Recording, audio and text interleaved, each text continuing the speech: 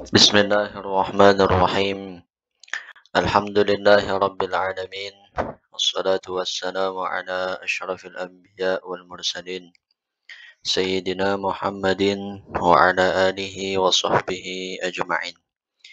Alhamdulillah, kita lanjutkan bacaan kita di kitab At-Taqriratus Sadidah fil Masailil Mufidah karangan Sayyid Hasan bin Ahmad bin Muhammad bin Salim Al-Kaf. Alhamdulillah, sebelumnya kita sudah menyelesaikan bab penuh tentang toharoh. Sekarang kita masuk di pembahasan kitabus sholat, yaitu yang membahas terkait tentang sholat. Di pembahasan kali ini, bisa dibilang kitabus sholat ini adalah pembahasan terpanjang di dalam kitab ini. Ini juga menunjukkan bahwa betapa pentingnya seseorang hamba itu memperhatikan ibadah sholat ini. Karena jika sholatnya baik, insya Allah akan berdampak kepada kebahagiaan seorang mukmin itu. Sebagaimana di dalam Al-Quran Allah Subhanahu wa Ta'ala berfirman, "Qad aflahal mu'minun." Beruntung orang-orang yang beriman.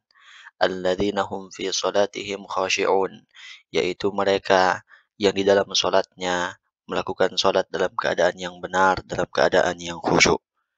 Maka tidak heran kalau salat ini juga menjadi pembahasan terpanjang di kitab ini.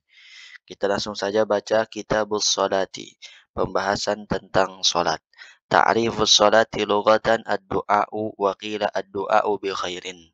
Pengertian salat secara bahasa adalah doa.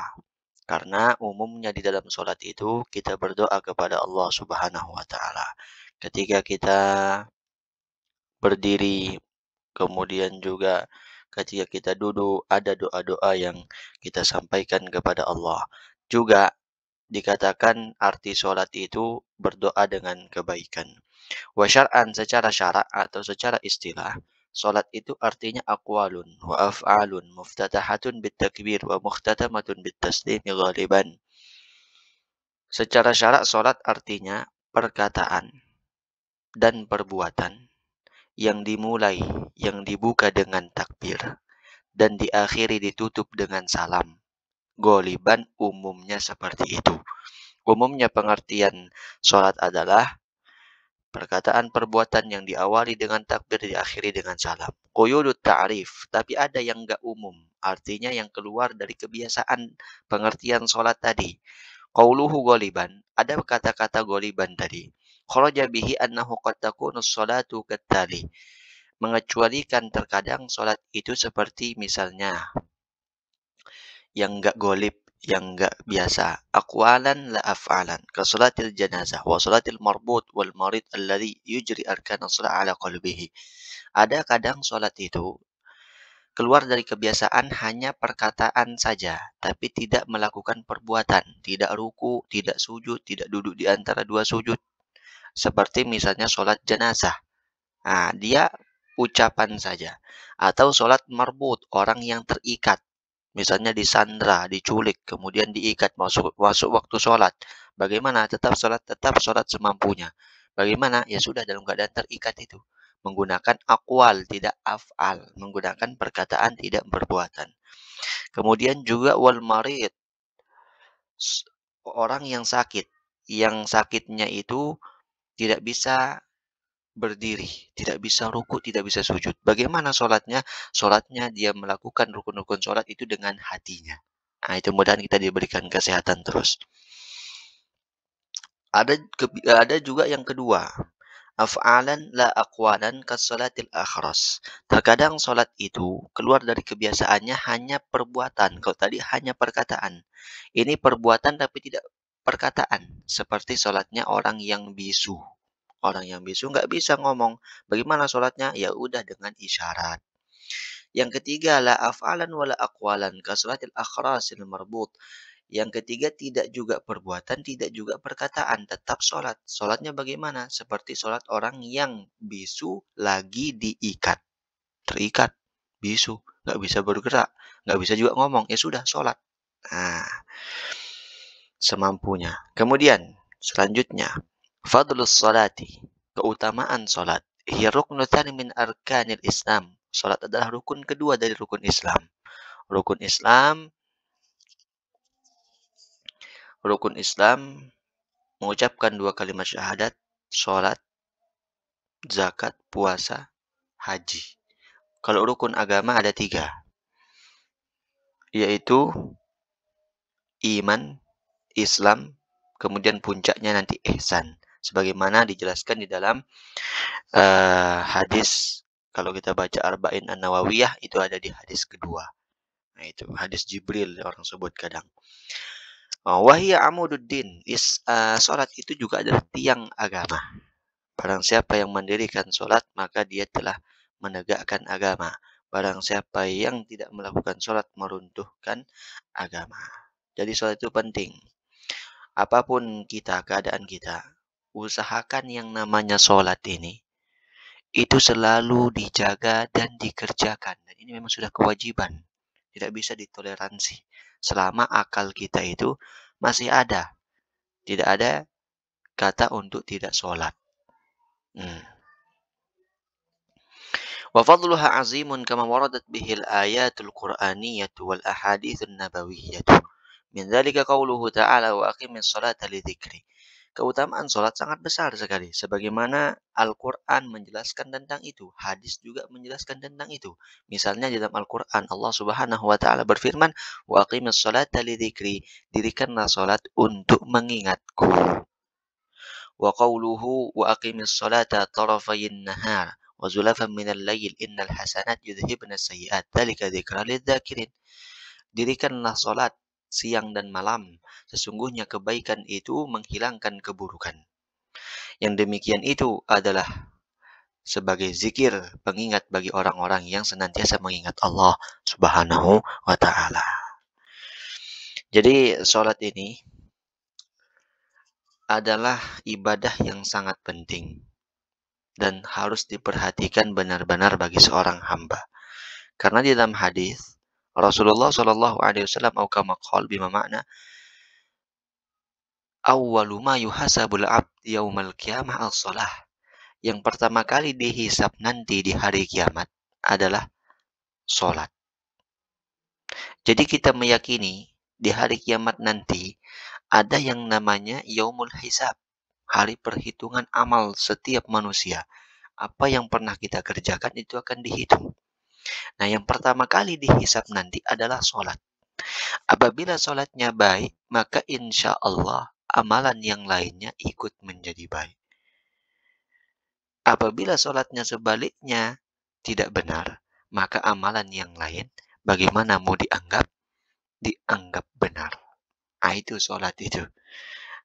Penting untuk kita perhatikan terkait tentang sholat. Di dalam hadis yang lain, Rasulullah SAW suatu ketika dengan para sahabatnya mengatakan, bagaimana menurut kalian kalau di depan rumah kalian itu ada sungai yang airnya sangat bersih, sangat jernih. Kemudian kalian mandi di situ 5 kali sehari. Rasulullah memberikan perumpamaan ini. Apakah kalian akan menjadi bersih atau tidak? Kira-kira kata Rasulullah. Sahabat menjawab, ya tentu ya Rasulullah. Kalau bahasa kita aja mandi 3 kali sudah bersih, 2 kali mungkin juga sudah bersih. 1 kali juga bersih, mungkin ada yang mandi seperti itu sudah bersih. Bagaimana kok 5 kali sehari? Pasti bersih ya Rasul. Apakah ada kotoran yang tertinggal kata Nabi? Tentu tidak ada kok sampai 5 kali. Nah, begitulah perumpamaan sholat. Yaitu menggugurkan dosa-dosa kita. Dosa-dosa kalian. Nah, itu. Sholat ini juga dikatakan oleh para ulama mir'atu aktsaril ibadah. Cerminan dari sebagian besar ibadah.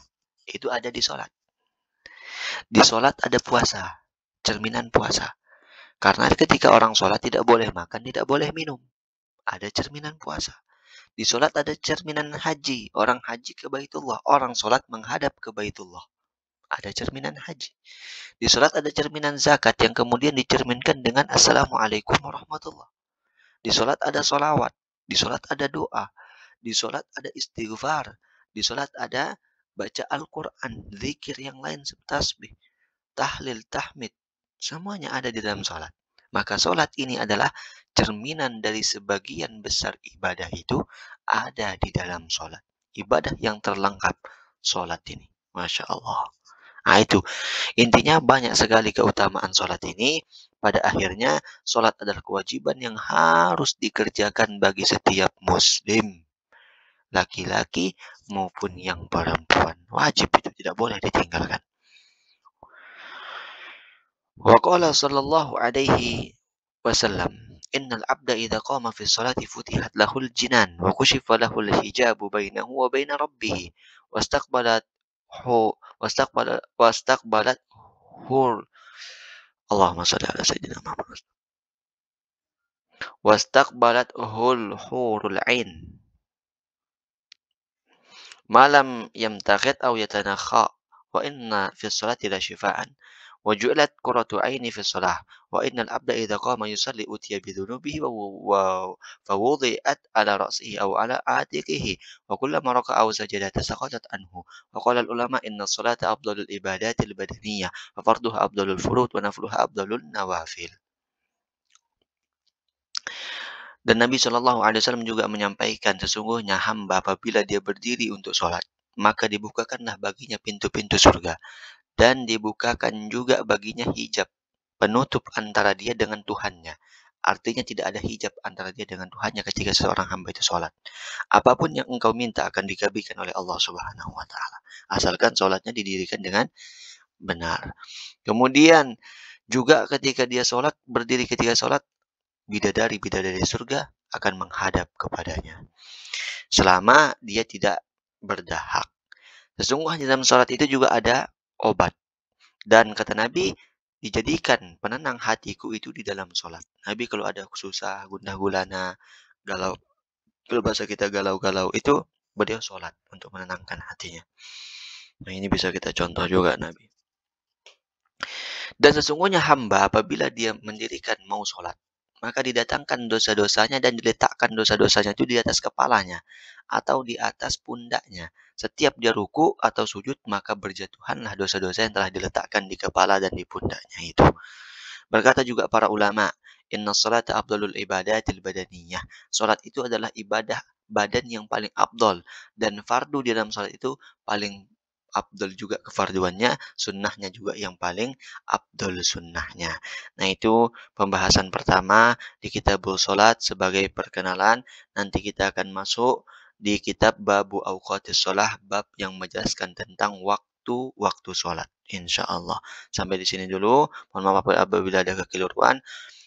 Subhanakallahumma bihamdika asyhadu an la ilaha illa anta astaghfiruka wa atubu ilaik.